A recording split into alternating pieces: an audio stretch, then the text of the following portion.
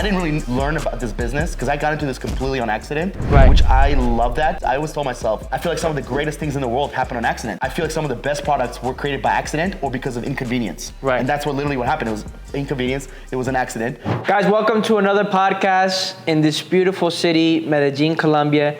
Today we're with a very special guest, Omir Block with Remote Latinos. And it's only proper that we do this in Latin America. Welcome to the podcast, Full Circle Conversations. Omir helps business owners and entrepreneurs recruit and hire world-class talent. Thank you for being on the podcast, brother. Appreciate you having me, man. I'm excited. Absolutely, Omir. So let's start. Where are you originally from, right? First of all, how are we here in this country, right? Because you are foreigner here. Yep. You're from United States, but where'd you grow up? Do you have brothers and sisters, right? What was your family like growing up and things like that? Yes, so I was born in Jerusalem, Israel, so crazy times right now. My family's from Russia, but I grew up in the States, so I actually feel like I'm more American than anything. English is now my first language. I speak Russian and Hebrew as well. And then in 2020, while I was working for a marketing agency, we came to celebrate our success. We hit like $2.5 or $3 million in a year. It was like awesome. We're like, we should all travel. We were all working remote. We should all meet up in one place. Okay. And one of the co-founders was like, hey man, I think we should go to Medellin, Colombia. And I always tell this to people because I had literally zero intention of coming to Colombia, zero intention of coming to South America. I didn't care for it. I wanted to go to Europe. I wanted to go to Asia, maybe even Africa before South America, because I was one of the people that thought Colombia is like, narcos and cartel and it's dangerous and all this shit. And then we came here March 2020. So what happened in March 2020? The world got shut down. But thankfully, I got one weekend before that happened, and I got to explore. We went out hiking and paragliding, and went out to meet awesome people. And I was like, this is pretty cool. And I ended up getting stuck here for 2 months. And at the time, I also had rent in San Diego. That was where I lived for about a year. And I just kept coming back, man. I kept coming back. I didn't know anyone. And now, 3.5 years later, I started an entrepreneur community. We have almost 1,000 people, all travelers, people that run businesses, investors, wholesalers, you name it. And man, it's been a blessing. I really love the city. That's completely changed my mindset on traveling, on the Latin culture. My future kids are probably going to be Latinos, Nice, man. So I'm absolutely obsessed with the culture and just learning and adapting more every day. That's awesome, man. For people that want to come here, what do you tell them, right? Because now you're practicing Spanish, you're trying to get integrated in the culture. So just to continue on there, what would you tell people here that want to come to Colombia? Because I feel like it's blown up a little bit, right? People want to come but tell the people. I mean, absolutely. First things first, you want to connect with people like Andres and myself because we've been here for a long time. Like you want to be able to come here and already have connections because we had to learn our ropes. I don't know about you, but I had to learn my ropes from start, not knowing anyone. Obviously, learning where you want to stay, what to do, what not to do. Join groups, right? So whether it's our WhatsApp group, there's also Facebook groups, and you want to make sure that you're surrounded by the right people. This is if you go anywhere, whether it's in you go to San Diego, you go to Medellin, you go to South Korea, it doesn't matter. You want to make sure that you're around the right people, you know the rules, you understand, hey, this is where I want to be, this is where I don't want to be. And I actually ask yourself, why do you want to come here? Like, what is it? Do you want to come to travel, check out this beautiful place? There's so many things to do here. Or do you want to potentially build a life here? Do you want to, get into the dating scene? There's so many different aspects. So ask yourself, why do I want to travel here? And then make it happen. I think so many people, are afraid of pulling the trigger. I truly believe why people are stuck where they're at, they're depressed, is because they're just not pulling the trigger. And if they do pull the trigger, they pull it the wrong way, right? So you can pull the trigger this way, you can also pull it this way, right? So I think people need to, it's always about who you surround with, the knowledge that you have, and just making sure that you execute on everything that you know. Absolutely, yeah. You don't want to go into this blind because that's essentially what you're doing. And we've been through the trials, the errors. We know where to go, who to talk to, how to approach people. There's a code of conduct, so to say, right? Any place that you go, really, if it's California, if it's Miami, and especially if you're traveling in South America, you do want to be connected. Just like you said, reach out to us. We're open. We love to connect with people. Yes. Because connecting with people, that ultimately leads to opportunity. That's why I like to bring on guests like yourself. where we can all grow and we can all learn. So we're in Colombia now. So you were living in San Diego, California, right? Yeah. Is that where you grew up? Or? I grew up in Atlanta, Georgia. Atlanta, okay. Then I moved to Colorado in 2018. I got my first remote sales job working for a marketing agency, Atlas Digital. Worked there for about 3 years. Went from we were doing 30, 40K a month when I got there to 250K a month, 300K a month, nice. Which was pretty cool. It was my first time making 6 figures. I was like, holy shit, this is crazy. Didn't come from money. Even though I was, I'm Jewish, my family's Jewish, we did not come from money whatsoever. And then one of my dreams was to live in San Diego. I just wanted to, for me, San Diego is it's the pinnacle of the U.S. because it's close. Again, I've always had a thing for Latino culture, so I feel like San Diego has that. It's also luxurious. It's one of the most expensive cities in the world. Yep. And I've always wanted beautiful to. Too. It's the most. I mean, man, to me, it's Miami and San Diego. It's right there, And I feel like if San Diego was their own territory and it wasn't California with the taxes and all the shit that California goes through, it'd be the best place to live in the U.S. And so I loved it. And then for me, around 2019, 2020, I got this urge that something in the U.S., it felt weird. We were going through a weird time. I don't want to get into politics. And then obviously the whole political change happened. And I just felt like, man, there's other places out there to explore. And to me, we have the blessing of making money through a freaking screen. Absolutely, yeah, it's beautiful. We're gonna get into a lot of that. Yeah, which we will. And to me, it's why not take advantage of that and make money anywhere in the world? Because that's the first thing that my company does is we help people with location freedom, right? If you can unlock location freedom, you can then unlock financial freedom. But most people are stuck working in an office job and they make no money. So I'm if you're not gonna make money, at least do it somewhere cool. Go to the beach, go to the mountains, so on and so forth.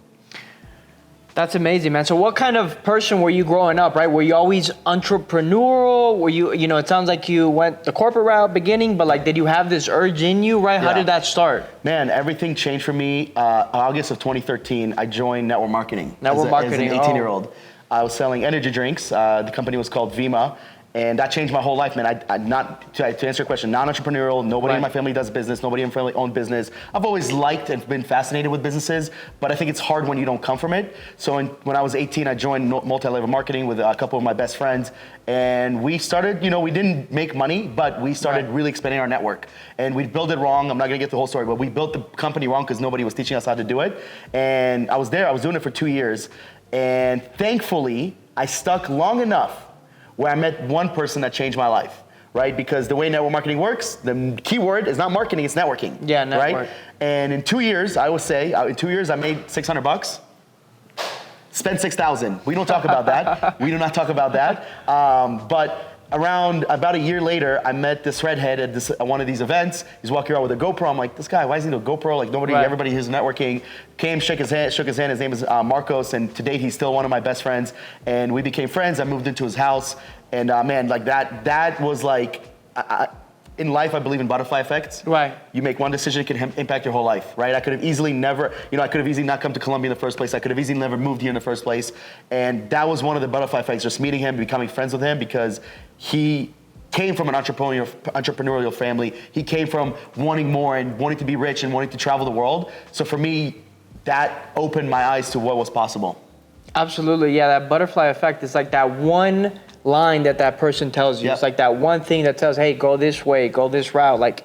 It's almost like you have light. Yes. Where you're dark, you got the blinders on, now it's like you're exposed to what the world is. And network marketing, I did my fair share too, right? Yeah. The Cutco and the Herbalife. Nice. And then, Amway? Huh? Any Amway? No, Amway, no, I didn't get the Amway. No. Yeah. No, but you start to learn about the Dale Carnegies, the Napoleon Hills, the sales, the networking, the mindset. Yeah. I don't know about you. I did not read in high school. I hated it. I hated school. I knew no matter what, as a kid, I was not going to go through school. And I knew I didn't want to go through college. And I thought it was the biggest scam. And around then, I started getting into conspiracies, and you learn about how school was created. You're like, holy shit, this is I'm literally, they're creating me. They want me to become a robot. They're creating robots. They're not creating free thinkers. They're not creating creative people. They're limiting the potential that I have. And they also make me feel so bad about myself because I'm not getting the A's. I'm not getting accepted to schools. I'm not getting, the good grades and the tests and all that stuff. So I'm like, am I retarded? What is going on here? So I always thought it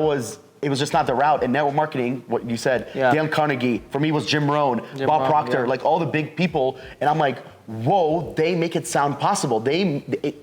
everything that we do in life starts here. Absolutely. It starts here. So if you do not sharpen your mind, dude, it's like, that was in 2013. I am literally obsessed with personal development, right? I'm reading Alex Hormozi's book. I watch Tai Lopez. Like, I love learning every day, and it became, at first it was kind of hard because you kind of have to put yourself in it, but then it became like an actual habit of every single day I'm listening to 1 or 2 hours of podcast, reading, whatever the case is, no matter the level I'm at, no matter who it's from, right? Because I want to learn from people that have what I want, you know, so. Absolutely, no, and it's beautiful because even 2013, the internet wasn't as big. Like all these podcasts, you didn't have the, you know, the Tai Lopez, the Grant Cardones, the Alex Hormozis, right? And it's evolved so much that nowadays, like if you invest the time, like you can pick up skills Easily. And every single day, if you work on that, man, it does become like an obsession, and it becomes addictive because the more results you see, the more you want to do it. So, so that was your first entrepreneurial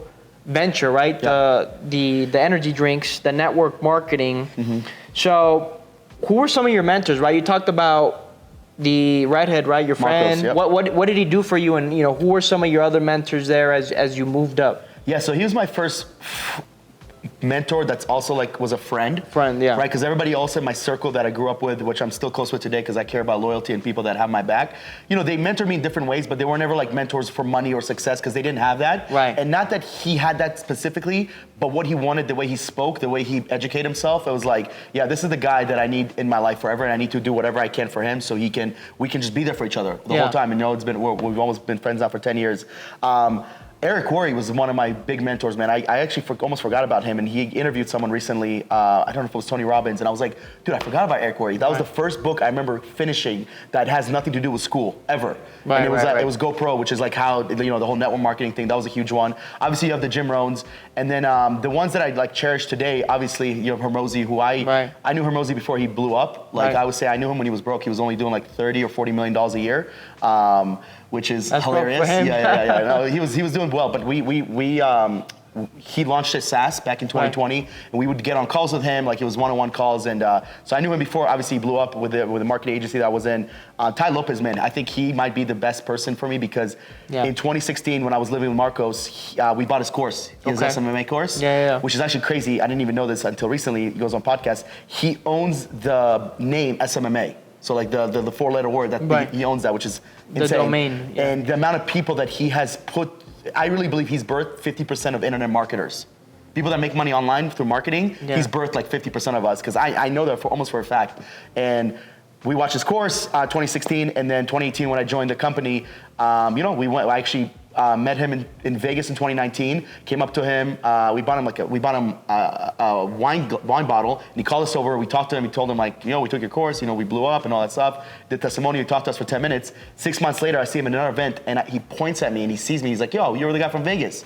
And I was like, dude, for you to remember me, like, I remember that. I'm like, you're not too big. You're answering people's questions.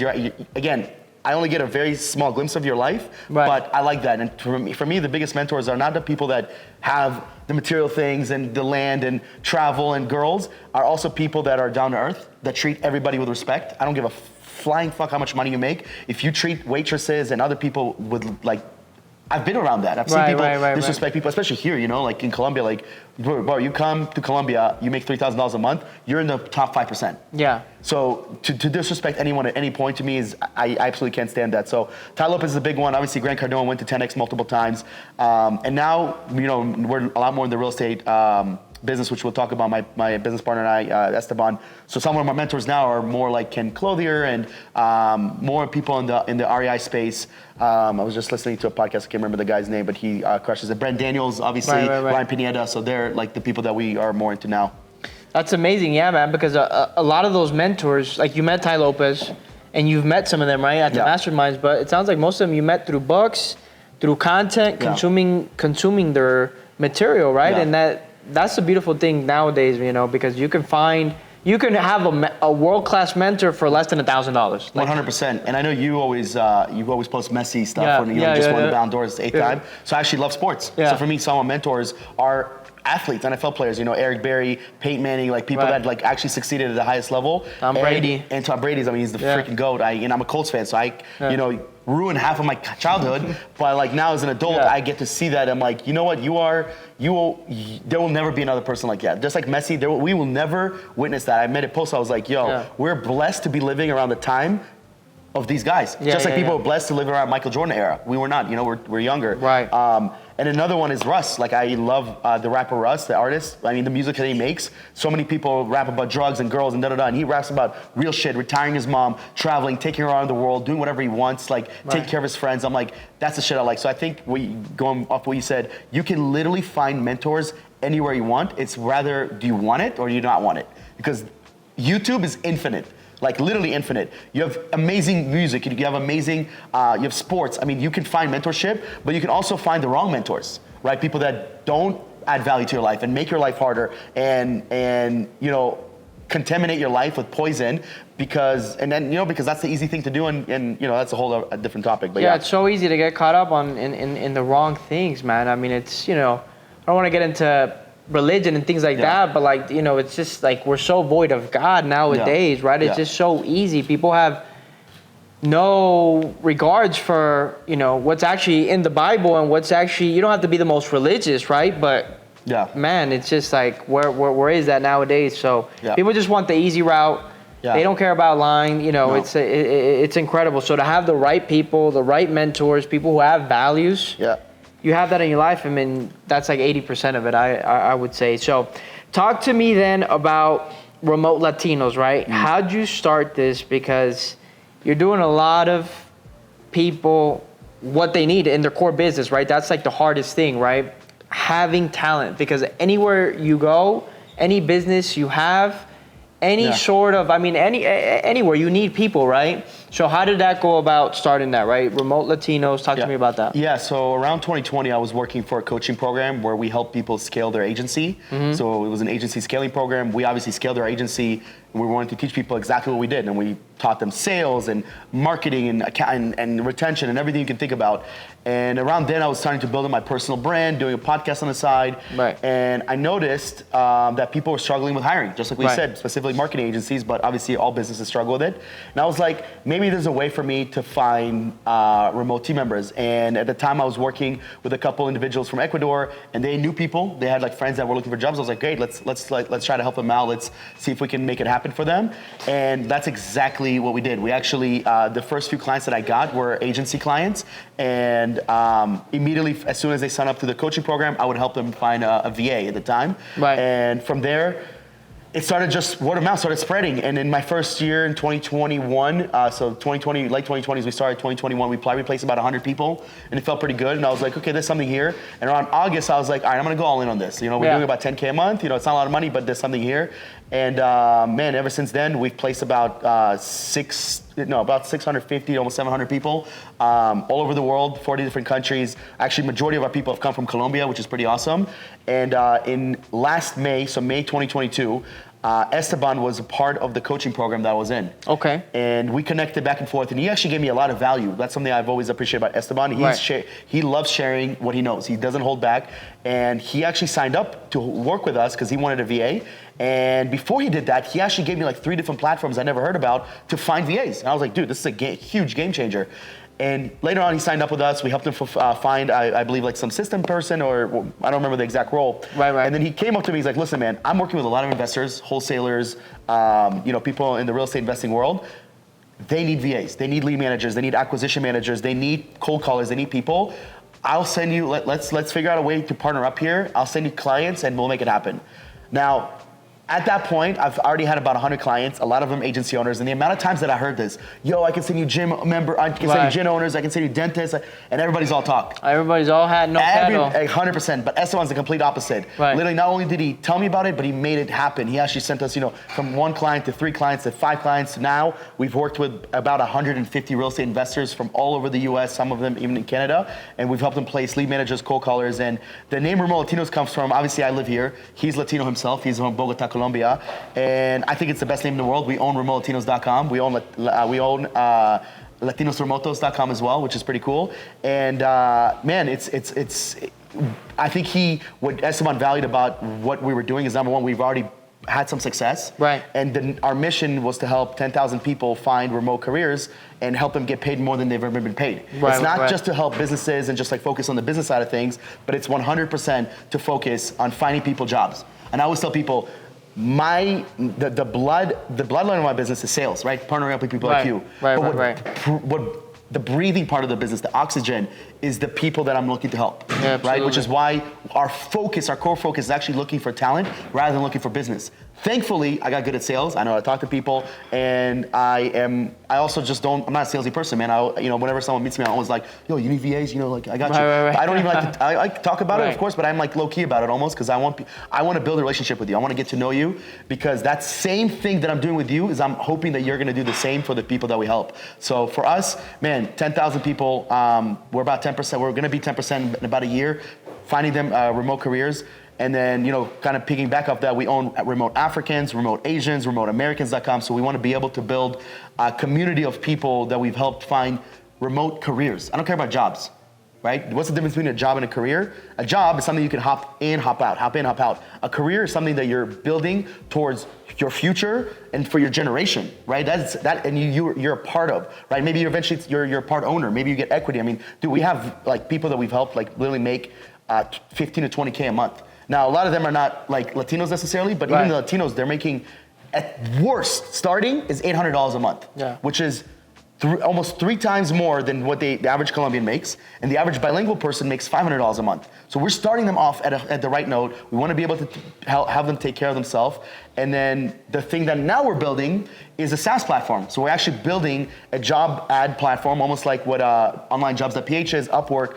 So Remote Latinos is literally going to be a SaaS platform where people from all over the world can find Latin talent, whether it's in Colombia, Venezuela, Mexico, wherever it is, and have the ultimate thing is have businesses find the best people the fastest way possible, and have people find jobs and careers that turn into careers the fastest way possible. Yeah, man, absolutely. It all comes down to the people, right? As long as you can take care of the people, especially these people worldwide, right? I'm sure they appreciate that, which we're going to get into that as well. Like, how appreciative they are. What was some of those early struggles early on, right? Because there's a challenge, right? There's failures along the way, which, necessarily people look at failures differently, right? Yeah. I feel like entrepreneurs and people who make it, they look at failures completely different. But what were some of those early struggles when you first got started? Yeah, and like to piggyback on what you said, failures are just mistakes. That's how I see it, and you learn from it. And then people that accept failures, they're failures. But entrepreneurs, we just like kind of pivot from it. We're like, all right, this is how can we fix this? So really those 2 struggles, which was the business side of things in terms of finding the right clients, because at first we were working with anybody. So if you just joined the coaching program and you know nothing about business, you don't know how to hire, we would still help you, which is absolutely ridiculous. Like, you're not supposed to help with recruiting when you're not even ready with a business. You have no systems, you have no operations, you have nothing.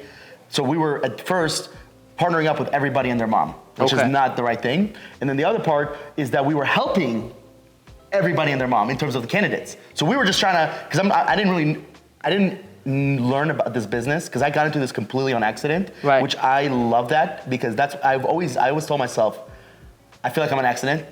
Talking to my parents, I'm like, I feel like that was not planned. But I feel like some of the greatest things in the world happen on accident. I love Shark Tank, right? You watch it, and then I was watching. There's one of the best products is the soap one. I was watching my the plates, and it kept on slipping. So then this girl made the smiley face. I don't know if you've seen the smiley face soap. The scrub. The scrub, something like that. And then it's because it's easier to clean. It's a freaking almost $1 billion company. Complete accident. Yeah. So I believe some of the best things in the world. I use that product actually. Dude, it's so good. It's so good. I buy it. If you watch Shark Tank, if you watch business shows, I feel like some of the best products were created by accident or because of inconvenience. Right. And that's what happened. It was inconvenience. It was an accident. So I was trying to help all businesses, and then we were not really qualifying people. Dude, we used to we would find a VA, and we were like, hey, Andres, here you go. Hey, I need an appointment setter, here. We would just place them. We wouldn't vet them. We wouldn't have interviews with them. We wouldn't hardcore set clear expectations and take them through a process. Same thing with the clients. So that took us time to learn.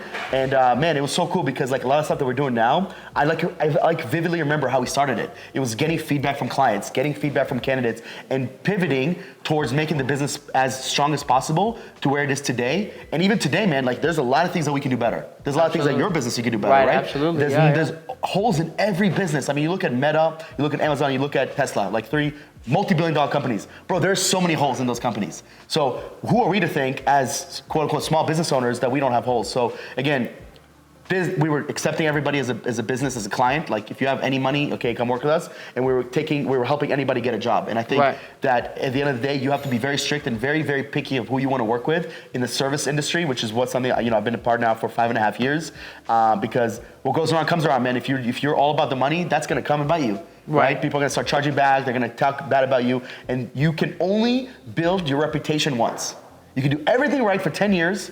That's the biggest. That shit scared me. I remember hearing about this because I've seen this happen in our industry. Is that a Warren Buffett quote or something? You can do everything right for 10, 20, 30 years and you make one mistake for 10 seconds, right? You do everything right and then you drunk drive and kill a kid. Yeah. Who gives that 20, 30 years is gone. Yeah, it's all gone, man. So it's all gone. Every single day you wake up, you have to think about that. And what we do now is building our authority, building our brands. We do everything right, man. And our brand starts getting exposed in the industries we're in. Bro, it is going to be impossible to rebuild our industry. Absolutely. Once people lose trust for you, it's over. So the hardest thing to do is to build a trust, and it's through listening to your clients, listening to the candidates, getting feedback, being open, and understanding that at the end of the day, like, the mission is to help 10,000 businesses, 10,000 people find jobs, find careers, find applicants, and those were some of the struggles in the beginning. Absolutely. So it was having like the system, the processes, really understanding your client's need, and okay, is this a good candidate? Is this going to be a good match? Yeah. So what'd you do to fix that, right? To correct that and take the next step, right? Did you bring on some team members? Did you bring on some people to look at the business, some consultants? Like, how'd you? 100%, and literally both. I started hiring the right people internally because we were making money. I was like, okay, I got to hire people that have a little bit more experience, understand what I'm trying to build, and mentorship. If you want to cut success, if you want to cut the time length of the success, you have to hire mentorships. You have to get into programs. And I hired people that built like recruiting businesses. One of my first mentors, shout out to Justin Sides, bro, he gave us one tip. Like, and he helped us with like building go high level and back end systems and a lot of the recruiting stuff and ads, a lot of value. But he gave me one tip that has made us so much money and has like basically redid our whole structure of our business because I hired him, I paid him a lot of money, but at the end of the day, for me, if I pay you a lot of money and you bring me value back, even if it's not ROI immediately, but it's ROI in the long term, 100% worth it. And what was that tip, man? Don't give us a cliffhanger here, man. Come on. So the way it works with us is the first 45 days of placement, we do free replacement. So free replacement in the first 6 weeks, 6.5 weeks, right? After 6.5 weeks, this is the tip, we charge $99 a month. And if you want to replace someone, you get a 70% discount. So you would pay just 30% to replace them. Before, I told him my problem was like, hey man, look, I'm charging people up front. I don't have any recurring. He's like, why don't you create recurring where people get a discount? And I'm like, that's genius. So now we have like hundreds of people paying us $99 a month. And eventually that $99 a month is going to be two-part. It's going to be one part is going to be for the replacement, and the other part is going to be towards the SaaS. And we're probably going to increase that. It's probably going to be $197 a month. So you get insurance and you get access to our SaaS platform because I want to be able to increase that. And one of the things that I learned recently is, man, I really want to get into the low ticket world. I was just at the High Level event. Are you familiar with Go High Level? High Level, I've heard of it. So it's a CRM. They're 5 years old. In 5 years, they have 60,000 users. Last year when I went to their event, they were worth $250 million after 4 years. Yeah. Now they're like 1.2 or 1.3 billion dollars. Wow, amazing. Their highest ticket price is like $497. Probably majority of their people are paying $97 or $297 a month. Okay. So to me, I'm like, that's very crazy because everybody's charging 5, 10, 20, 30, 40K. That's great. But in order to make a worldwide impact, you have to charge low ticket. In order for me to work with people in Colombia, work with people in the Philippines, and if I ever want clients there, I can't charge them US prices. Right. And that's not the goal at all. I'm just saying if you want to build an international business where you're helping the entire world, which is what Esteban and I want to do, you have to get into the low ticket world. So what we're doing is we're going to have a high ticket offer, which is we help you with the entire recruiting process A through Z. And then you're like, hey man, you know what? I have my systems. I want to recruit. Where do I go? Boom, you go to remolatinos.com, go sign up, $97 a month, whatever. We haven't really priced it up yet. And then go find people on your own. So, yeah.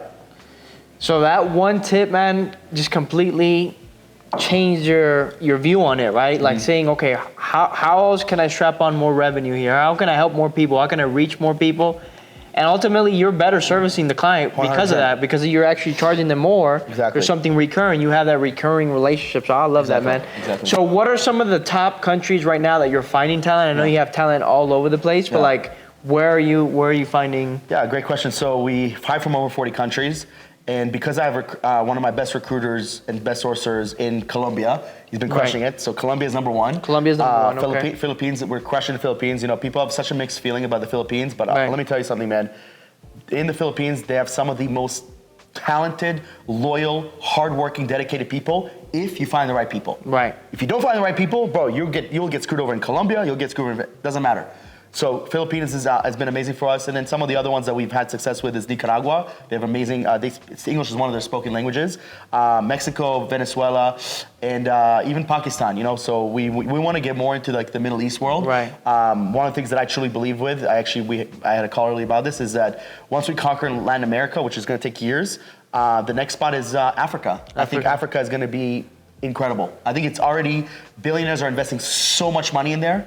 They're building some amazing infrastructure there. They have some of the most they have natural resources, and I think we're not going to be the ones that are coming in there and building cities, but they're going to be that's going to already be formulated. And then once that's formulated, education's there, English is there, which is what everything starts with, learning English, at least for now. Man, we want to take over Africa. That's the next step. You had to learn English, right? You said English. I did. Yeah. What age did you start learning English? I started learning English around 7, 8, and then I moved to the U.S. when I was 11. Yeah. And then I had a really thick accent until about freshman or sophomore year of high school. Okay. Like I used to talk a little bit like this, you know, like Russian, like a little bit Russian, a little bit Hebrew. Yeah. I don't know. I had like a little bit of an accent. All my friends like laugh at it. I mean, dude, one of the things I want to aspire with, you know, learning Spanish is that if I can learn Spanish at 27 and 28, almost my 30s now, I want people to learn English. Because once you learn English, you have a way to escape wherever you live. You can make American money, right? Maybe you don't make U.S. like salary, but you make American money. For you to make $800 to $1,000 a month here in the U.S. in Colombia, and you only speak Spanish, man, you have some amazing corporate job, right? And that's like really, really hard to get. Where if you learn English, and you don't even have to, I don't even care if they went to college. It just so happens that most people that speak English here are educated. They went to college 4 years, 6 years, whatever. Man, you escape that world. So for me, I want to inspire people by learning Spanish, for them to learn English so they can escape the barrios and be able to make money. I don't give a fuck where you live. I want you to be able to support your family, support yourself. And once one person can do it in a community, this is the impact that we're having. Once one person can impact themselves, their family, other people in the community start talking about it. I love Especially that. here, man. You go to barrios, you go to Comuna 13. I mean, everybody's like, they're all so tight. You know, it's like one big family lives like 1,000 together, right? So when they hear one person having success, what do you think is gonna happen? Yeah, everything becomes possible, man. Exactly. They're like, hey, dude, man, this guy can do it. I can do it. Why can I not do this? And it starts with youth, right? We're changing the youth, and a lot of stuff that we're doing now with the charities, and donating money back to buy gifts for Christmas, which I love, and it's an amazing thing to do. But I'm like, that's cool. You'll play with a doll or like a toy for 1 or 2 years. How do we make a bigger impact? And that's by investing into the education here, investing into, you know, kids learning English, which is like one of the ultimate goals we have. I love that, man. Yeah, absolutely. Everything starts with English, man. English is the international language of the world, man. If you learn English, I mean, you pretty much communicate in any city you go to, right? And virtually, like you said. So what sets Colombia apart than all the other places that you recruit, right? Why are you so strong here? Is it because you love it so much? Is it because you got someone on the ground? Like what sets it up? Yeah. I mean, it's a mix of that, but it's because I have someone on the ground. They're recruiting from a lot of places that they are familiar with, different websites, platforms, getting affiliates. Yeah, I mean, Henry's kind of well known here, so I think people always hit him up here. Man, I feel like Colombia has been attracting some amazing talent in general. And I think it breeds amazing talent. There's some of the best schools and education in Latin America is in Bogota. So because of that, we're able to attract some amazing talent. You know, it's actually interesting because Colombia is one of the least speaking English countries in Latin America. It's true. I think it's ranked the least. It's one of the least, right? Yeah. But the ones that speak English are some of the best talent. So for us, it's quality over quantity, because I don't need 5,000 people right now. I need like hundreds of people. Right. And that's enough for us. That's like less than 0.01%. You know, that's how many people I need from all of Colombia. And it's honestly, it's not even our intention to help Colombians. It's our intention is to help anywhere. I always ask my clients, I'm like, do you care about the talent or location? And 99% of the time, it's talent, right? Yeah. So it just so happens to be Colombia. It's honestly not even our it's really just like happening. But ultimately, man, I want to help Venezuela. I want to help, Bolivia and Paraguay. Like there was also countries that are struggling, and I'd love to help them. It's just it's a lot easier to access Colombian people. They're a lot more informed about American culture, so that helps big time. I don't know how informed or culturally similar Bolivia is to the U.S. But it probably is more familiar than other countries. So Colombia is super familiar, and then Mexico. I would love to go into Mexico even more. The problem is Mexicans are really smart in terms of understanding how much Americans get paid. So Mexicans always want to get paid $10 to like $12 an hour, which is still less than U.S. people, but it's more than Colombian people. Right. So Mexicans are also, they're amazing. We've helped a ton of them, but. That's why Colombia. Every market's different, man. It looks like you're looking at every single country as a market, man. So there's a lot of markets to actually analyze and know the ins and outs and the culture and the mindset and the time zones and all that, man. So what's your recruiting process like? Are you doing Zoom interviews? What sorts of questions? Are you putting them through tests? How are you, getting these candidates to actually see, okay, is this somebody quality that I can place with the client? Walk me through that because I think that's critical. So starting from the top, we used all sorts of different platforms like Torre and RemoteCo, Facebook groups, LinkedIn, Remote Hub. It's like 10 different platforms that we use, Indeed, Upwork. We post job ads, and we also see what type of jobs people are looking for. We then get in touch with them and send them to an application process. Takes them anywhere from 15 to 30 minutes to complete. In the application process, obviously it's all in English, so we can obviously see what they're answering. But really, the next step is we ask them for the resume and the video. And the video has to be very, very specific video. We ask them for specific questions that need to be answered, as well as a very organized, detailed resume. It needs to be professional. If you're like putting a resume on Google Doc without like putting any effort into it, we can tell. You can tell. So right there, we eliminate like 70-80% of people that go through our process. Once people submit the video, resume, and application, we then take them through an interview process. And the interview takes anywhere from 30 minutes to 45 minutes. We ask them questions about themselves, just really getting to know them. And then what we do with our clients, because we work with investors and marketing agencies and e-com and lawyers, every client has different needs and wants and different standards. So we actually help create skill tests for our clients. They give it to us, skill test or personality test. We then, when we present them the candidates that we feel like are a good fit, we skill test the ones they like. Once they pass the skill test, then we take them through an interview process with our client. Because the way it works with us, we're a headhunting company. So the clients don't pay us to pay the VAs. The clients pay us upfront for the headhunting fee, but then they pay directly to the VAs, which is why one of the best reasons for, I don't even like to call them the VAs, remote team members, which is why remote team members love working with us, because we don't take a penny from them, bro. We're just like, hey, go through this process. We give them a course. We give them a lot of tools to pass if they don't pass. And even if they do pass, we still give them a lot of value. And then ultimately, if they're good, man, we find them good clients, because I'm very, very, very picky on who we work with. So, our process probably takes them a few days, sometimes a week or so to complete, and then they go through a whole other process with my clients, right? The skill test, being reviewing the candidates, and then interviewing. And usually my clients interview them 2 or 3 times per person. So at the end of by the time they got hired, it's like a 4 or 5 interview process. Right. They've put in a lot of work. They've put in a lot of effort. A lot of effort, because at the end of the day, man, I absolutely, and I'm sure you've noticed this, is a lot of people are really good on the interview process. Big talkers. I can do this, I can do that, I'm this, I'm that. They speak great English. Right. If you talk to a Colombian person, they speak perfect English, you're like, whoa, you're already like almost turned on. You're like, whoa, this is great. And then what happens when they start working? It's like they're a different person. They don't show up, they're lazy, they come up with all these excuses, internet problems. I mean, that's like one of the biggest things. And we want to eliminate that as much as possible. And we have. 7 out of 10 times that someone hires with us, they stick for like 6 months to a year, right? And obviously we've only been around for like a couple years, so we want to make that even better and better. Because for me, recruiting and hiring is all about retention. Right. How long, you tell me, I can see a good CEO based on how long and how well they pay their team members. That's how I judge a CEO. I don't give a fuck how much money your company makes. How much you pay your team members, because then I can kind of make the calculations on profit margins, and how long have they been with you? Because I don't know about you, but I used to work jobs where I used to sell cars before I got into the entrepreneurship space. And dude, I vividly remember within 1 or 2 weeks, the managers were gone, salespeople were gone, and we had such a high turnover rate. Right. And I felt that hinders the culture, because I have a mistrust now. And I don't want that. I want a culture where people feel happy. We have it's one of my hiring managers' birthdays today. Shout out to Juan. And he messaged me earlier. He's like, man, I'm so grateful for this team. I'm so grateful to be here. He's been here with us for 1.5 years, going on 2 years in May. that makes me so freaking happy, dude. Because I cherish longevity. I cherish being able to level people up, help them get paid. And our process is super dialed in, and we're only going to improve it. We actually have a few things that we're working on with. I'm not sure if you're familiar with Steve Trang from Sales. Absolutely. Yeah, so we actually partnered up with him in terms of leveraging his course. So now we have access to his course for $97 a month, which is crazy. He's giving away a lot of stuff. It's a 5K course. For $97 a month, our clients are going to get it, and for the candidates. So we're going to start putting people through his course to learn sales, lead management, cold calling. So that way, ultimately, the better equipped and the more knowledgeable the candidates are when they start working for you, the more successful they're going to be from the start.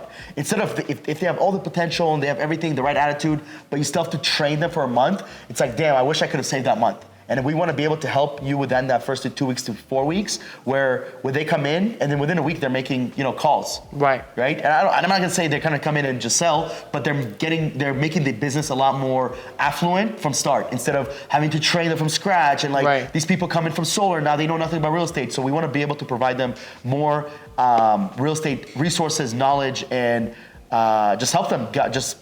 At the end of the day, I gotta help them so they can succeed in the job, and I gotta help you as a client with a person. So yeah, everybody wins. Yeah. That comes down to onboarding, right? I mean, because now we're getting into onboarding because there's a statistic by Zappia, I'm not sure if I'm saying that right, that says 88% of organizations don't onboard well, which causes employees to fall off quickly. That's like a huge piece. And, some people don't have onboarding, some people just throw them right to the fire, right? But I love that you said, you're partnering with Steve Trang, the course, all that. So are you helping clients through that? It's like, hey, look, these are some of the best practices to onboard them, right? For them to be successful. That's what it sounds like. Yeah, we actually do an onboarding call with them. Right. And then we recommend them doing another onboarding call. Because our onboarding call is more general, and we go over what needs to be done. But I always tell clients, I'm like, you should do your own onboarding, like where you get really into specifics of the company. Because with us, it's more about like how to be efficient, how to do it. It's more generalized. It's very informal and it's very good. Like people have told us this.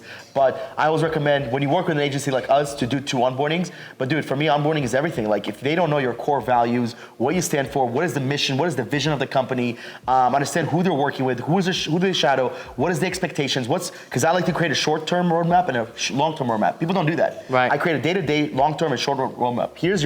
They come in, they know exactly the schedule, right? Because it's very easy, in my opinion, to create that for cold callers and lead managers because you're doing sales training and then here's a list call. But what happens for like acquisition managers? What happens for transaction coordinators, for dispo managers? Where it's a little bit more complicated. Every day is a little bit different. You have some different tasks.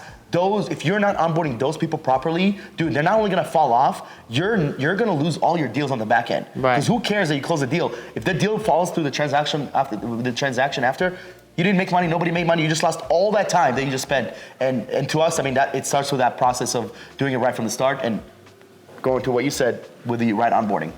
Yeah, that's critical, man, because if they don't know what they're doing, they're going to be, just messing up your business, right? It's going to be so inefficient. You're going to waste time, money, energy. You're going to be frustrated. Rather, if you have a set game plan from the start, then everything goes smoother. Where do you think that you think offices will go away, right? Do you see virtual staffing? Like, where do you see this, right? Because I'm sure it's something you contemplate. Because most of the people you're hiring, right? They're working from home or they're working from, maybe a co-working space or whatnot. But where do you see that? So I truly believe you can build a multi-million-dollar business remote, 100%. However, I think that the best companies have a headquarters, which is one of the things that Esteban and I want to have. We want to build a headquarters where we do leader retreats, maybe once or twice a quarter, right? When we do team events, maybe once or twice a year. And I think that you can do everything remotely, but there still needs to be an in-person touch. I actually because of COVID and just like travel and all stuff, I haven't met my Filipino team. I probably only met maybe 5 out of 20 team members, and that like kills me because I want to meet them. I want to be able to hang out with them because I know how I am in person. If they love me now, I'm like, dude, you're gonna love me even more in person because I love making people feel good. I like at the end of the day, I feel like there's different there are different levels to leaders and there's different ways to lead. And I feel like I'm one of the leaders that motivates other people, brings them up, and I'm never like talked down to them. I always feel like I always want to bring solutions. I never, ever, even when someone does something completely awful and they lose clients' money and I have to refund whatever, I've never screamed at anyone. I've never talked down to anyone. I always try to think about how can we work together on this. So the reason I'm saying this is because in person, there's a different energy than there is on Zoom. I don't think you need to be in person every day. I think that's completely outdated, driving to an office and being there every day. But I think your leaders need to meet once or at least once a month. Esteban and I meet almost every month. Right now, it's like we're obviously the co-founders and we have other leaders in the company. So I think the leaders need to meet at least once or twice a quarter, maybe even once or twice a month. And then the rest of your team once or twice a year, do team retreats. When you hit the goal, fly people out. One of my close friends and client and also a mentor he's actually my very first client in November 2020. He's hired 13 people from us. His name is Eric Fasnacht. He owns a painting company and a painting marketing agency. What he does, which I really love, is that he does events at the end of the year and he has a quarterly bonus for his team to hit. If the team hits their bonus for the quarter, he flies them out, pays for the whole thing. If they don't, they still are invited, but they have to pay for the plane ticket and really the plane ticket, but that's a lot of money. That's like, depends where they are. It could be, and he does their retreats here in Medellin. It's like, depending where you are, it's like $600 to $800. So he'll cover that if you hit your bonus, if you hit your KPI, he does it differently with every team member. So I think that's so cool. And that's like one of the things that we want to do is once we hit, our goals and, be able to fly people out. So to answer your questions, I think it's a mix. I think 80% remote, 20% in person. I love that. Yeah, no, I mean, and it's true. You need that personal touch. You need that FaceTime. You need that. I got to shake your hand. Yes. I got to see your smile. Yes. I got to see your face. Yeah. It's like you can't replace that. And so I definitely agree there on that. So how does a business owner ultimately benefit working with you, right? Yeah. Hiring you, remote Latinos, because the statistics also show 46% of HR leaders report that recruiting is their top priority in 2023. So almost 50%. You ask any HR people. Yeah. Great question. So for us, they benefit by saving time. That's the biggest thing. They're not gonna save money in the short run. We have an upfront cost, but we're gonna save them time. Within 1 week of onboarding, they get to see candidates and ideally interviews. At latest, it's 2 weeks. We present them 3 to 5 caliber people that speak great English, that have experience, that have skill, that come in well adapted to what they're looking for. So it's time. It's really literally time, because as a business, the longer you wait to hire the person you need, the longer the more band-aids you're putting on this position, instead of finding the person that you can delegate the tasks to and be able to focus on what you need to do. And also, as a business owner, as a CEO, every single second that you spend recruiting, you're not spending marketing, you're not spending time on sales, you're not spending time on building the culture, you're spending time recruiting. You're a recruiter. Right. What are you doing, right? So that's where we come in, right? And one of the things that I do, man, we closed 4 clients the last 2 days, which is so cool. And one of the people I talked to, he's like, dude, look, I put a job ad out and I have a couple of job ads. I'm like, dude, you have job ads out? Right there, I don't want to work with you. And no offense. And I told him that. I'm like, if you have the time and energy and you want to put job ads, how about I'm going to give you the resources that we use and you go out there and you try to find someone on your own. I want to work with someone that doesn't even have the second of the day to think about putting a job ad, going through hundreds of applicants, trying to figure out who's good or not, trying to go through tests, and then do interviews, and then but the interviews might not be good, and then you hire someone that sucks. Right. So for us, that's not your avatar. 100%. My avatar is business owners that don't have time, that have their shit together, that have money, that have revenue coming in, and they'd rather invest into a recruiter that can come in and help them with this process and finding the right team members. And dude, we give clients control. You're 100% in control. You're choosing who you want to interview. You choose who you want to hire. If they don't work out, you come back, you'll fire them, you'll choose who you want to rehire. We're holding your hand the whole time. We're also we're consulting with you as well, but ultimately you make the decision. It's 100% done with you, not done for you.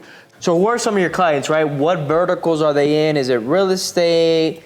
Is it painters, right? You told me you talked about that. Roofers, people that are running call centers. Who are you working with? Yeah, great question. So in the beginning, it was a lot of marketing agency owners, some e-com brands.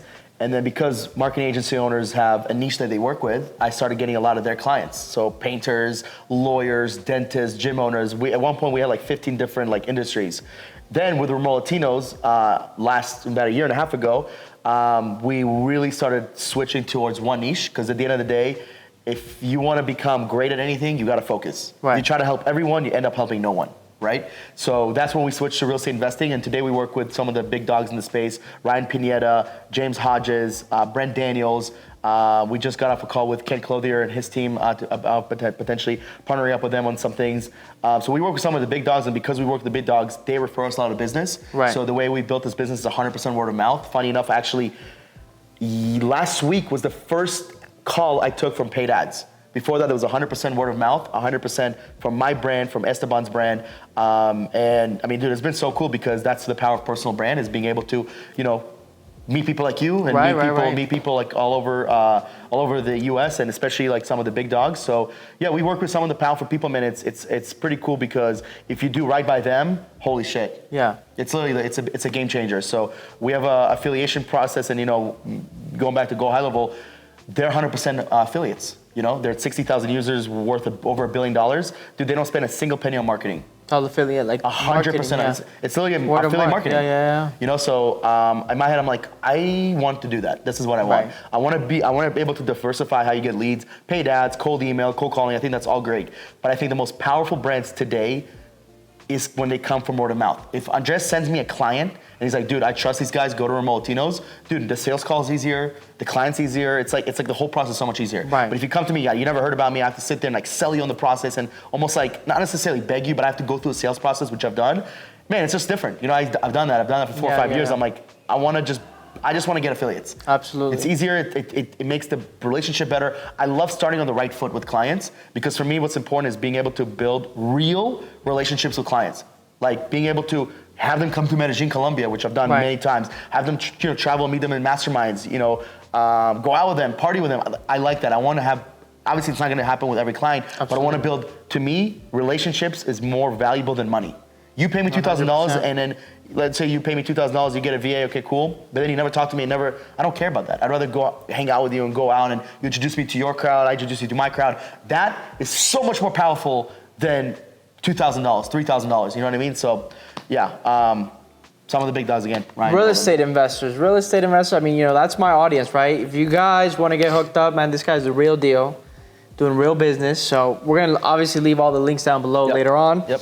But that's just a preview right there. So have you ever recruited someone away from another company, right? Because you said you're a headhunter, right? Yeah. It's kind of like that meme. What I think I do, what my mom thinks I do, what I really do. Yeah.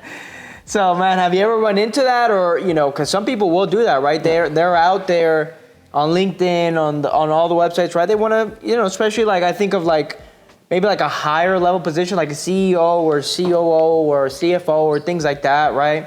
But have you ever had to do that where it's like, man, you were really after one person? It's like, hey, so I have. It's yes and no. I have, but only when they're not happy where they're at. Right. If you tell me, dude, I'm happy, I love my boss, I love the culture I'm in, I'm getting paid well, right. Bro, God bless. For me, at that point, if I take you, I'm over-promising you so much, so the expectation is here, where the expectation should be here. Right. I want to under-promise and over-deliver.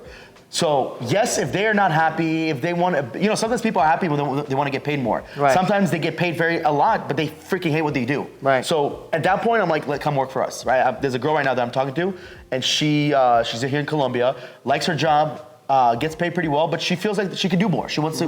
She feels like she's stuck. But she gets paid very well, even for Colombia. I think she was like, I make $1,500 or $2,000 a month. I'm like, dude, that's really good. That's gonna be hard for us to find you something. It's possible, but it's gonna be hard. And but she's like, because she feels stuck, right? As soon as I heard that, I'm like, ooh, that's not good. Because as a person, especially as a young person, especially as a Latina, like you feel stuck. It's like, bro, that's not good. That's not the right mindset. Let me at least try to help you out. And we might not too. So at that point, we do. But eventually, we're gonna have to poach people. Like one of my dreams. It's gonna sound fucked up. So if you're watching, I'm sorry. Eventually, we're gonna start poaching people from Rappi. We're gonna start poaching people from Airbnb and like Microsoft and like people like that, like that are high level. And again, I don't want to overpromise anyone ever. If they're happy with everything, why? It's like being in a happy relationship and then cheating on your girl. Right. That's like have you ever had a friend that did that and you're like, you cheated on her? Like I'm almost disgusted with you. Like what is wrong with you, right? Versus your friend that cheats on a girl, but that girl treats him like shit, doesn't talk to him, doesn't sleep with him, doesn't do anything. It's like, of course he cheated on you. Yeah. You know what I mean? So if you're in a happy relationship, genuinely, you love her to death, she has your back, you have your back, and you cheated on her, you're a piece of shit, you're a scumbag, you're never gonna be happy, right? So it's the same thing with a job. If you're happy, you get paid well, culture's good, schedule's good, they give you breaks, they give you time off, they treat you well, and then you think you can do better just because you think you can do better, But in reality, like this is as good as it gets for now. Maybe in the future you can get better. Then it's like wishful thinking, and I don't want to deal with delusional people, because then it becomes where I'm a delusional company owner, right? So it's all about being realistic. We can dream big. That sounds like a name of a T-shirt. Delusional company owner. Literally, but if you think about it, like you meet people, like at the end of the day, you and I, where we are today, is because we had a delusion at some point. Right. But if every single day we wake up we're delusional, we're never gonna make shit happen. Right? You can have big dreams and you want to have big goals and aspirations 100%. But if you're delusional about everything that you do, it's like, dude, you're going to go into a circle and you're going to end up not where you want to be. I love that, man. Yeah, I mean, you don't want to take someone away, like you said, that's happy, and it's like, then what happens, right? And I've heard stories like that. It's like, hey, man, I was happy at this place, but I went to this place and it was just... all the time. It was just all, a smoke show or whatever, a dream. So... What sort of, we talked about the Steve Trang, and I love that. What other support are you giving these candidates, right, to keep them motivated and, because they're appreciative, right, that you're helping them, you're changing their lives, they're changing trajectory, right, like you call that butterfly effect, so to say. Yep. And every action has a different outcome, right? Yes. So what are you doing for these folks? Yeah. Or it's like, man, you're crushing it. 100%. So... Esteban and I, so a little bit about Esteban. He runs a 7-figure marketing agency for real estate investors. He's worked with hundreds of investors in the last 3 to 4 years. So him and I have built a course, professionally shot, that we spent time building, creating, formulating about working remotely, how to get a job, where to go, how to level up your skill sets, what to do when you get the job, how to keep the job. We give them literally so much value, number one. Number two, we have a support group on Facebook. Every 2 weeks, we do a call with, today we had almost 80 people show up to the call, that we answer their questions. We show them, we tell them like, hey, like today we had a call with our Natalie, who's our candidate success coach. She leads the calls, and Juan, who's our hiring manager. We literally go on the calls like, this is literally what our clients are looking for. Like we're in interviews, we know what these clients are looking for, and because we work with so many different verticals, we see a repeated pattern. So we give them support in the Facebook group, we give them the course, we check in with them, we have them follow up with us, and on top of that, any person that they send to us that gets hired, we pay them $100 per person. This year alone, I paid like $3 to $4 grand just for people referring us affiliates to affiliate candidates, not clients, affiliate candidates. So we pay them if they send us people. We give them support in the course. We have the Facebook group for support, and I have a team. I have a whole there's only one person on my company that doesn't talk to candidates. He talks to clients. He's my appointment setter. Everyone else is at some sort of level is talking to candidates. So there's like 16, 17 other people that is talking supporting people, supporting candidates. So that is the business. It's not just clients. Clients, I've already gotten down. I've worked with clients. I've been in service business. Everyone's a client. Everyone's a client. Exactly. Everyone's a client, because if you can show a client how to make money with hiring someone, he's going to be like, hey, why not? Yeah. So your real clients are candidates. Literally. Prospects. So, that you can place, and they can make money, and your clients can make money. So I love that, man. You're giving back a lot. So what are the biggest challenges, right, with having a virtual team, right? Because you said 80-20, right? 80% virtual, 20% in person. But what are some of the challenges? Because it's not all glitz and glamour. I like personal. I like to have my team in person. Like I like to touch them, like to feel them. So to say, man, I like to give them a high five. I like to hug it out, laugh it up. You can't really replace that off a Zoom call. But what are some of those challenges? Yeah, I mean, obviously that, man. I'm a people person too. I love going out. I love meeting people. Like I live with 3 roommates, like that became like my best friends. So like I love being with people for sure. But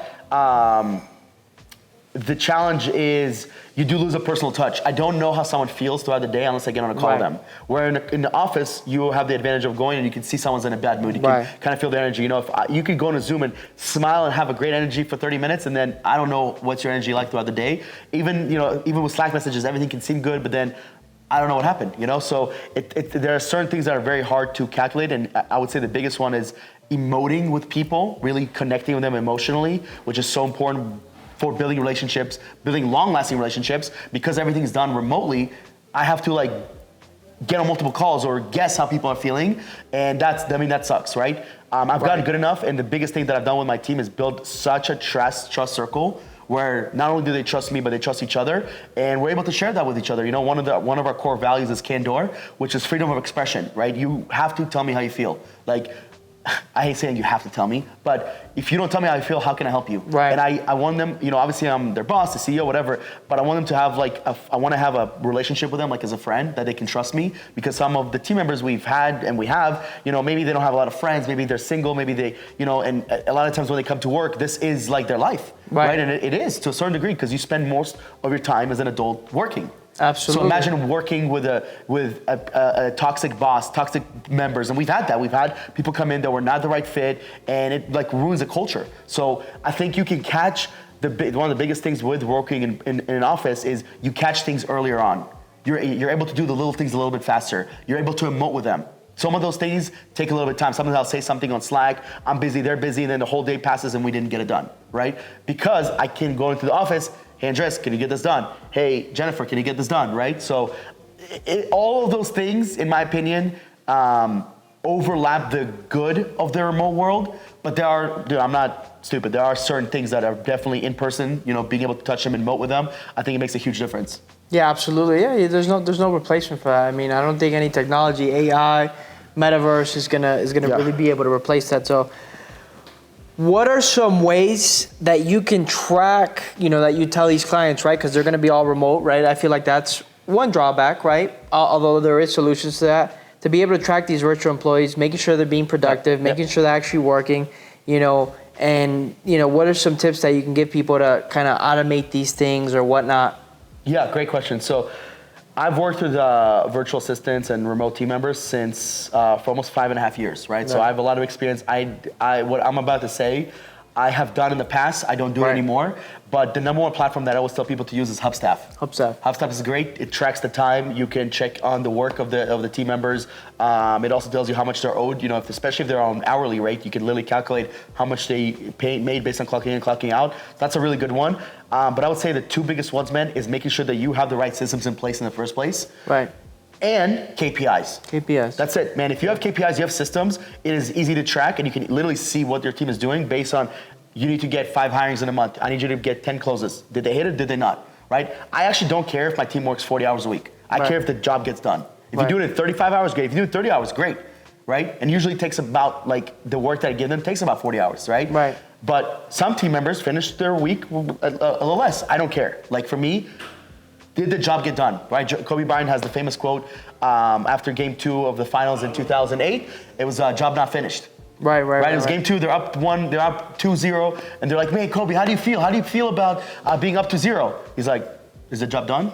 Job not done. And I love that, because at the end of the day, it's not done. They're up 2-0. Who cares? They have 2 more games. They could easily lose. They could easily come back on, So for me, Hubstaff is great, but systems, KPIs, processes, doing the daily check-ins, having the team meetings. We used to do team meetings with my entire team, but now the team got too big, so now we have department meetings. So every department meets every single day. There's an end-of-day report that they have to submit every single day. So things like that, I've been able to track everything, and nothing really falls through the cracks. And if it does, you'll get caught. Again, that's the one negative about the remote. It might get caught a little bit later than it should. Right.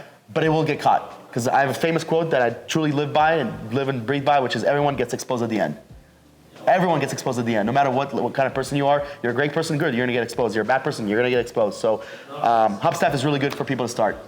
Yeah. I love that, man. Yeah, that's a key tip, because you do have to make sure everybody's on point, right? Because you could have someone saying, hey, I'm working, but you're not seeing the results. And then it's results oriented, man. Nothing matters besides the results. So every business needs to keep marketing, right? So how are you marketing for talent, right? Which is the most critical piece. Mm-hmm. And then clients, I've seen you go to a lot of masterminds, a lot of events. We were just talking now, it's a lot of word of mouth. Yeah. But what are you doing for your marketing? 100%. The biggest thing that we're doing is investing into our personal brand, right? Like one of the things I ask you, man, hey, can I get the raw footage? I want to, So Esteban and I are building our brands. We're building the company brands. One of the coolest things that I think I've ever done, and it's shout out to my team, they did it, is that, dude, they started making videos about working remotely. Like if you go to the Remote Latinos, you go to using Fava Page, which is my first company, they were literally consistently posting content from not just my perspective, but my team's perspective. Wow, yeah. So it's creating the personal brand, number one, then investing into masterminds, investing into programs that we can go in, events, shake people's hands again. The one hand you shake can change your entire freaking world. completely, right? And then in terms of talent, I mean, we're advertising every single day. We're making job postings. We're in every single Facebook group you can imagine. And we have affiliates. I think people like to get paid based on referring people. Right. So we have affiliates. So we have affiliates with clients. We have 20% on any client that signs up with us. We pay off 20%. And then we pay $100 per person that gets paid. $100, and like we've paid thousands of dollars already. So like, why not send people that you know that need a job? Absolutely. So I think one of the things I learned is that you have to have multiple streams of getting leads. You cannot just rely on one lead form. So for us, getting clients is the masterminds, is the personal brand. We actually are going to be doing cold calling very soon. We just started running paid ads. And then we are doing one more thing. We also, one of the things that we do with Esteban, because he owns his own 7-figure agency, right. we get clients from him. So we actually get clients and affiliates from his agency. So man, we have all different ways of getting clients, because at the end of the day, that is the lifeline. I can say whatever I want about clients. That's the lifeline. That's the bloodline of a business, right? The heart of what keeps the business going is the candidates, the back end, the system. So yeah, we have like 6 different ways of getting clients and talent. Absolutely, man. Yeah, you got to keep marketing, man, because once you start marketing, everything comes to an end. So it sounds like you're continuously marketing always, every single day, which is key. So what does your team look like? I know you said you had now department meetings. So walk me roughly through what the team looks like, because there's a lot of moving parts. Yep. Education, onboarding, training, screening, applications, all posting. that, everything. So walk me through that, man. Yeah. What does the team look like? How do you keep the business operating like that? Yeah, so we have sourcers, which I used to call recruiters. They're the ones that find the talent. Then I have interviewees, which we call talent assessment. They're the ones that interview the talent. Okay. Then I have hiring managers, which actually connect the candidates with the clients. I have my client success manager, which is on the client interviews with the candidates.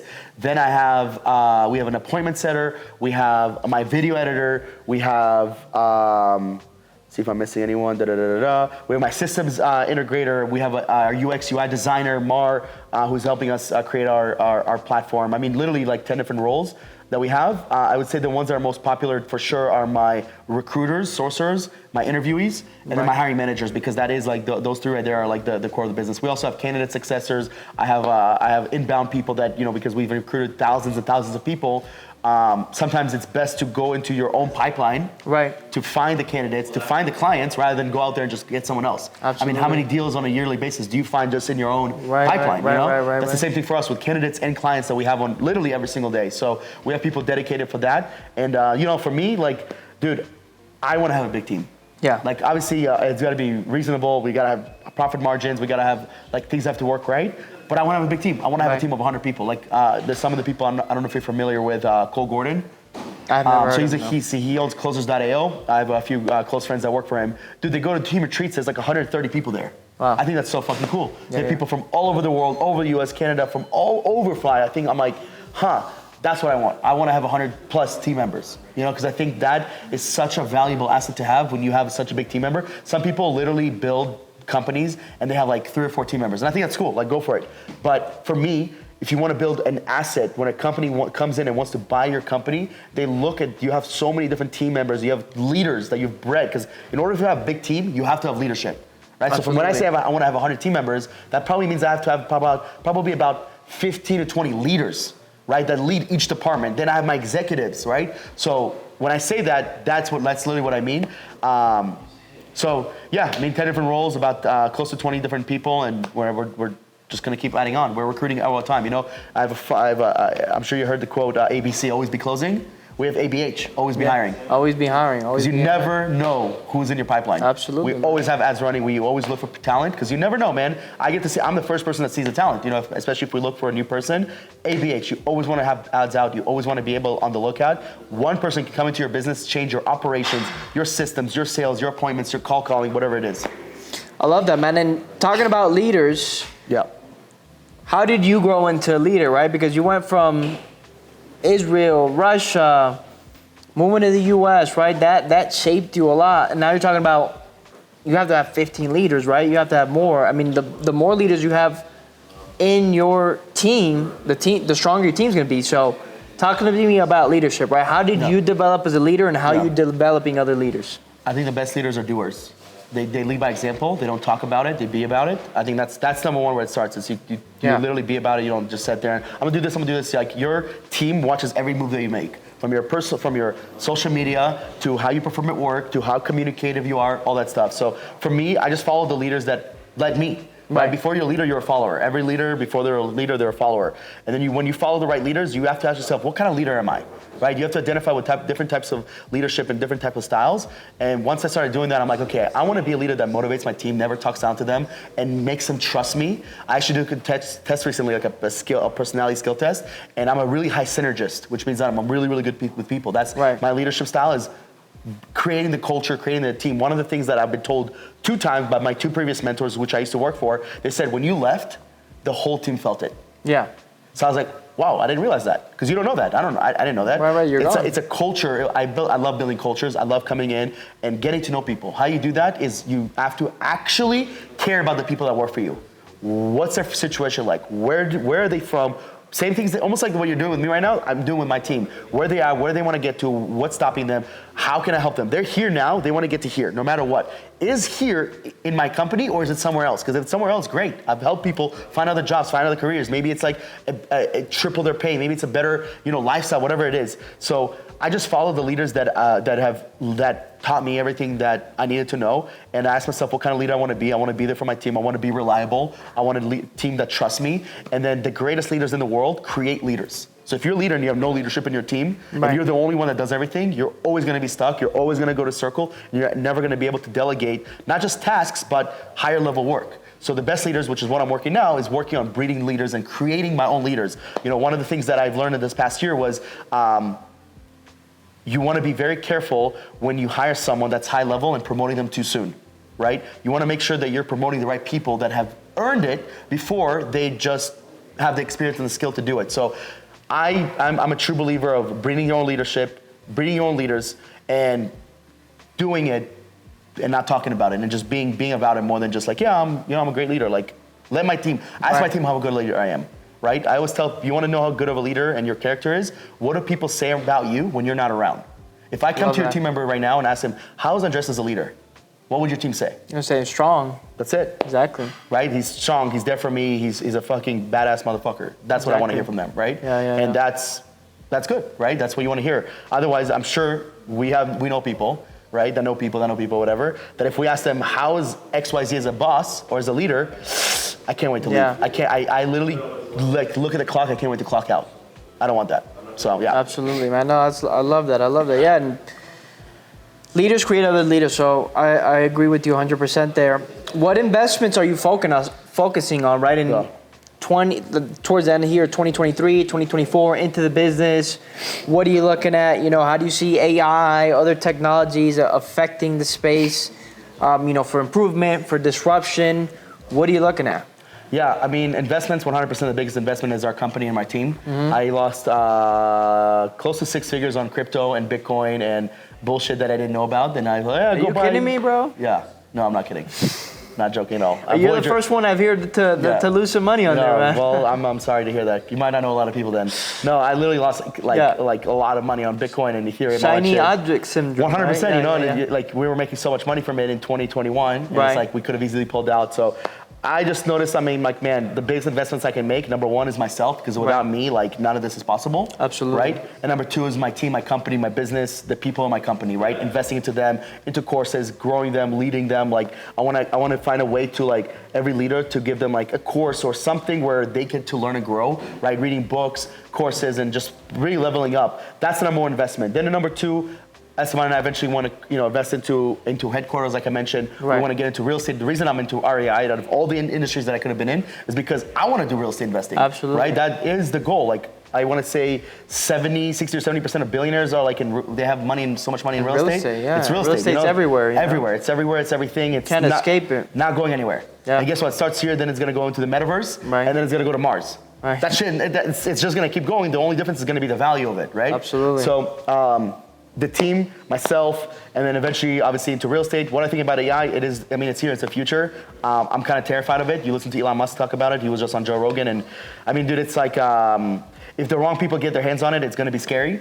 It's not gonna have, scary times are not here yet. Right. So now, the best way, someone told me this the other day, and I thought this was genius. It said, AIs are not gonna replace people's jobs. People that don't use AI will replace people's jobs. So you have to incorporate AI into the workforce, into recruiting, into we're incorporating AI now to like a lot of different departments in our company because it's like a must. Like, how are you not using AI? How do you not want to make your life better and easier?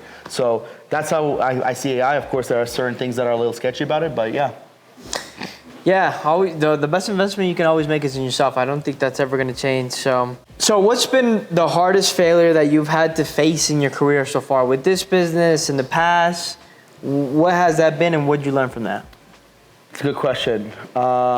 Biggest failure, I would say, not niching down faster, right? Trying to help everyone and going after every businesses because it was so easy to get business because, my marketing agency clients like, dude, I have a dentist for you. I have a lawyer for you. I have a gym owner for you. And I was just accepting everyone instead of being like, no.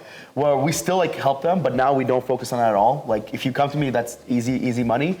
But like the focus right now is real estate investors and like working with wholesalers and flippers and Airbnb rental unit people and all that good stuff. So it's not focusing faster. Yeah. I would say that's one, and then the other one I would say it's more of my regret, which has like nothing to do with this.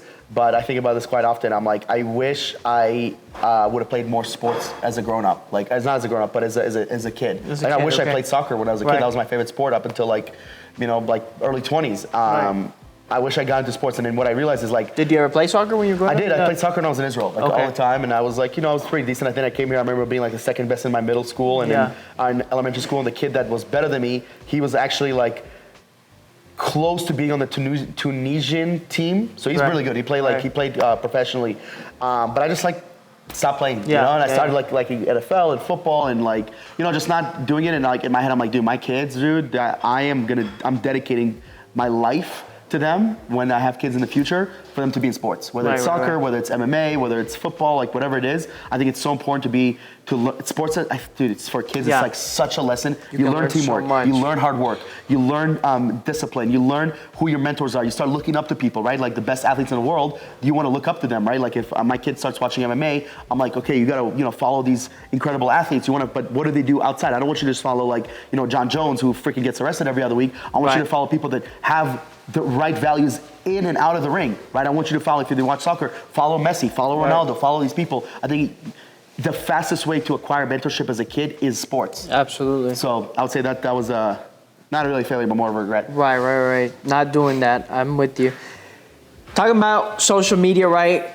The branding, the networking, that's why you and I are here. What impact has that had on your business? Because I know it's been immense. Yeah. And what's some of your best advice there for personal branding, for being on social, for being on all these social media platforms that are just inevitable nowadays? Yeah, man. I mean, it changed my life. 3 to 4 years ago, I started taking it pretty serious. I started recording videos probably about 2 years ago. So I went to a mastermind, and the guy was like, "Dude, you got to start recording videos."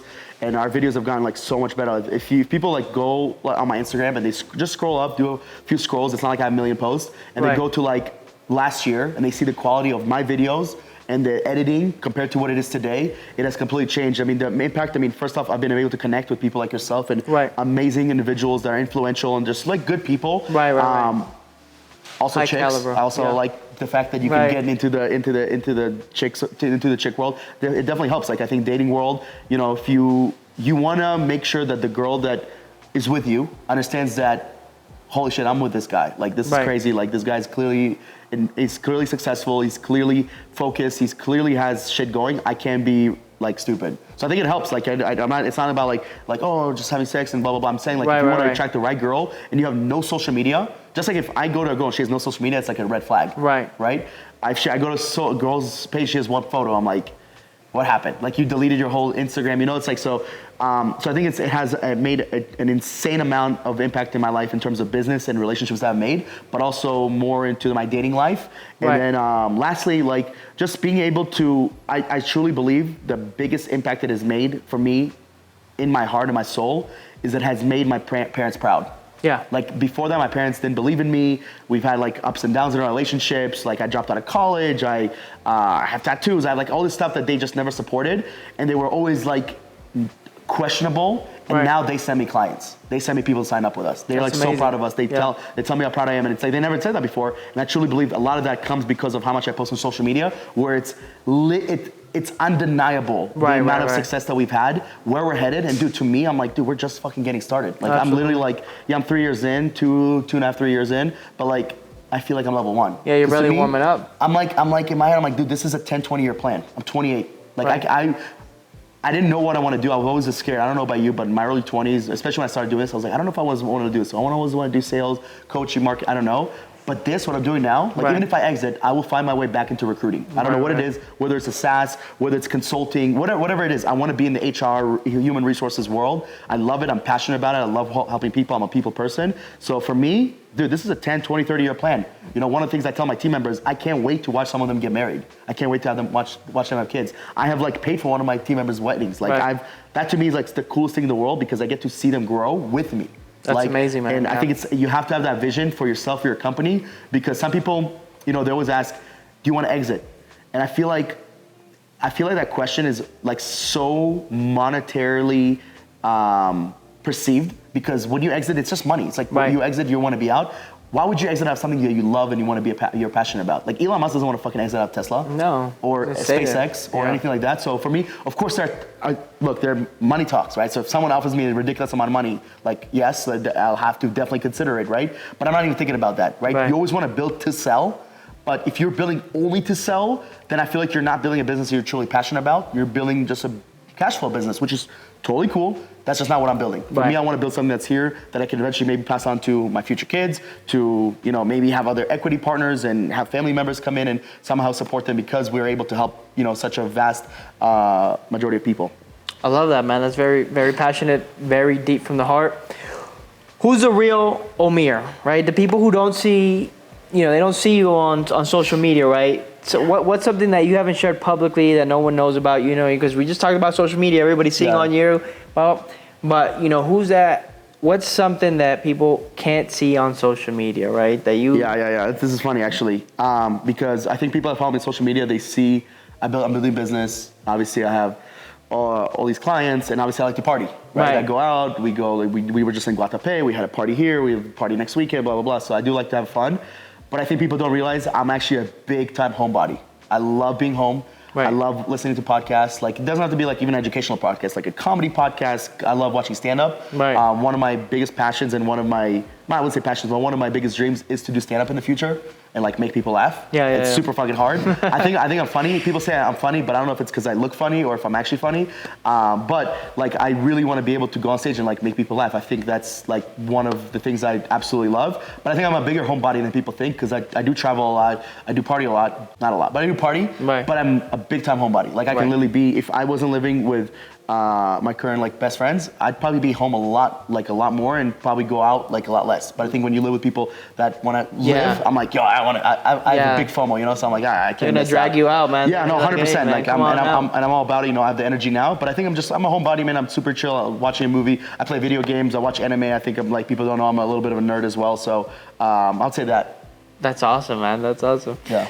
What drives you to keep going, man? Because look, you've been through so much in your life, man, and you still keep going, and you have this ambition, and you want to grow this to help tens of thousands of businesses, right? For 10, 20 years, man, and you're so sure in that. But what is it that keeps you going, man? First things first, I will not consider myself financially free or financially successful until my parents are retired. Number one, family, my mom, dad, and my sister, that money is not an issue in their life. Like that's not the thought. They can do whatever they want. My mom wants to probably get into real estate. My dad loves to listen to music. My sister, you know, still figuring life out. She's 18 years old, so like still figuring out what she wants to do. First things first, take care of them, take care of my family back in Israel and my cousins. Like, just so money's not in there, and you know, if money's not a thought to you, because right now money for me, it's not like I'm rich but like I don't think about the things that I buy as much as I used to, right? So I think that's the first thing, like cross that off. That's number one. So that's what the first driving force. The second driving force is making a world impact because, dude, this is a deep quote. This is like the deepest quote to me. It makes me almost cry. But you die twice. When you get buried and the last time anyone says your name. Do you know who your great-great-grandpa is? I don't, man. I don't want to do that. And then maybe that's super egotistical of me, but I want to be remembered forever. I want to make an impact on third world countries. I'm here, and I feel like I take so much from Colombia. And one of the things that I mentioned earlier is I want to be able to give back and build an education platform where people are learning English, right? I don't love school. I do think there's some important to school. You learn discipline, blah, blah, blah. But I think most of school, 80% of it is complete bullshit. And I don't think you need it, but you do need English. And sometimes you can learn English through learning history and learning science and learning other things. So I think one of the things that I want to do selfishly, and I think when I die peacefully, I have impacted literally millions of people's lives. Like I think the biggest mentor of all time, of our lifetime, number one, is Tony Robbins. And one of the things that he's done, he's fed 50 million people. This was like 3 years ago or 4 years ago. I saw him at UPW in Miami. At that time, he was doing 50 million. I'm assuming now it's probably 500 million people that he's fed. To say that you fed 500 million people, I just remember being on stage, I'm like, dude, this is the closest thing that we have to Jesus, to Muhammad, to a prophet that we have. To be able to make this kind of impact, man. It's incredible, right? So for me, it's first of all taking care of the people around you, right? The people that brought you here, where I am today, right? My family, my close friends, and then my team members, right? And then once they're taken care of, once I know that they're set, then how do we make an impact in these third world countries, right? It's people like you and me that come into these countries that take so much, but we also have a responsibility to give back by hiring the right people, by being respectful to this country, by bringing the right people back here, right? If we bring fucking bozos and people that are complete degenerates, but like, look, at the end of the day, I'm a little bit degenerate. You're probably a little bit degenerate, but like, there's levels where you're like, if that's all you do, you're just a degenerate, then like, that's also not good. So if you just bring people that just come to party here, take advantage of the girls, all that stuff, it's like, man, I'm creating a negative impact on this country. Right. And guess what happens? Then this person's gonna do the same. He'll go to Thailand, he'll go to wherever and that's, in order to make this country stronger, it starts with the people. It doesn't start with the government, it starts with regular people like you and me, the small businesses, the big thinkers that can come in and make an impact. So I'd love to change Colombia, start with Colombia, and then kind of go to Venezuela, go to Bolivia, go to other places here in South America and make an impact that, again, I want my name to be remembered forever. I know it sounds selfish and egotistical. And Alex Ramosi always says, he even says, I'm going to be forgotten in about 50 years. Yeah, I'm like, dude, if you're going to be forgotten, Jesus Christ, I'm going to be forgotten tomorrow, So I think that some of the impact that he's making now, like, giving everything away for free, I love that. That's amazing, man. So for me, it's like he's making such an impact. And yeah, dude, you died twice. Like, you don't know your great-grandpa. I went to my grandparents' casket in Israel, and my dad told me, because I was kind of like, I they're my grandparents, but I didn't really know them that well, and we had family problems, whatever, so I didn't really want to go. Right. And my dad said, you're the last person in our family to go through this, because your kids are not going to go here. And I was like, yeah. And then it made me realize that my kids are probably not even going to know their names. Like, and they might know their names. Okay, my kids' kids are definitely not going to know their names. Right. So it's like, damn, right? But like, imagine coming from a family where when I hear the term, there's rich, there's wealth, and then there's generational wealth. Right. Right? Rich is like you're a millionaire, wealthy you're in 8 figures. Generational wealth, you're like in the high 8 figures to 9 figures. That's generational wealth. And generational wealth can keep you going for hundreds of years. I mean, like a long time. So obviously that is the ultimate goal. But I just want my name to be remembered, and I want to be able to make an impact where people are like, yeah, that guy was like a good freaking soul. And there's a quote by Mac Miller from one of his songs, and it goes, tell everyone that all my life I've been a real one. And I think that, like, out of everything I said, like, I've been a real motherfucker. Yes, I love that, man. I love that. No, man, and that's something that'll get you right up in the morning, man. That's something that'll get you when you're tired, when you don't feel like going anymore, man, when you don't want to talk, when you want to rest. You remember your purpose, man. That's a true purpose that you just shared, man. So I appreciate you sharing that. Yeah. What are your final thoughts here, right, for people watching that either want to come to Colombia, that are looking to recruit talent, that are looking to train people, that are looking to network, that are looking to be on social media, right? What are some of the last thoughts here that you can give the people watching where they can get value and take action? I think we talked about covered a lot of topics, but I think at the end of the day, the biggest thing that I can leave off with is that at the end of the day, the last question that you asked me, I think that's what people need to ask themselves. Like, who are you actually? Why do you want to be remembered? What do you want to be remembered for, right? It doesn't matter what you're doing for a living right now, but where do you want to be in 3 years? Where do you want to be in 5 years? What does the future look like for you? And actually, like, draw it out. And I think the most important thing in our lives is who we surround ourselves by, from our team to the people, how we treat people, how we treat our family. And I think that right there is what makes or breaks people. And I think ultimately, life is short, man. I literally, dude, it's November. Right. I vividly remember New Year's last year. Like I vividly remember 2022, 3, 2, 1, 2023. I vividly remember that. So time is flying by. It's because we're having fun, we're making impact, we're growing, and it's not gonna stop. Like time is moving as fast as it needs to be. And then I think that people that don't take advantage of time now, they're gonna regret it. I think if you're around the wrong people, you're not doing what you're supposed to do, you're gonna get exposed at the end. Every person gets exposed at the end. And I think it starts again, surround yourself with the right people, right? Treat everybody with respect. Doesn't matter who they are, doesn't matter where they come from, how much money they make, that doesn't matter. I literally yesterday got asked. I asked this guy to go to dinner with we did like a little entrepreneur dinner, and he asked me, hey man, how much money do you make? Literally asked me that. I'm like, dude, are you out of your mind? Like, why would you ask anybody that ever? Like that's like, it made me cringe. So like treat people with respect, dude, be a real one, and always ask yourself, where I am today, why am I where I am today?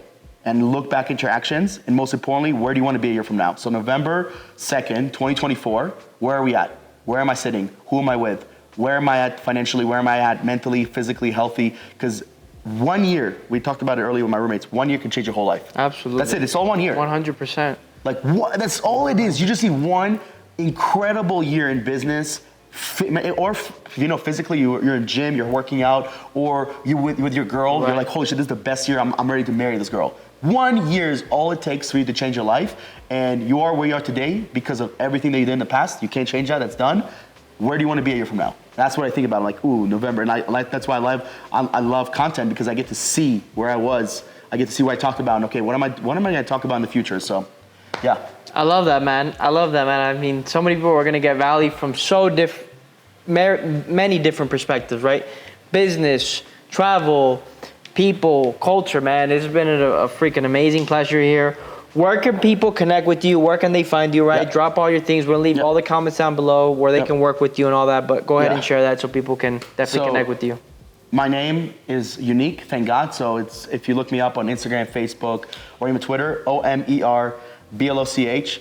I'm pretty active on Instagram, Facebook, and now the goal, we actually talked about it with my partner, is like, we're gonna go on YouTube, bro. YouTube is blowing up. Everybody is blowing up on YouTube, so we're gonna go hard on YouTube, which is why, I appreciate you coming here and, letting me be a part of this, so we can cut this into clips and post this and just really share who I am as a person, so people get to know more about me, but like more about what we want to do. Right. This is not just about me. It's like the mission, the vision, what we do, and what we're going to do. So yeah, YouTube, Omir Block, Instagram, Facebook, Twitter, all that good stuff. And yeah, I appreciate you having me on, man. Thank you so much, man. Guys, make sure to check him out, follow him. You can definitely change your business, change your perspective, and everybody at the end of the day needs talent. That's what every business needs forever, today, and even 100 years from now. I could predict. Yeah, let's see. I love it.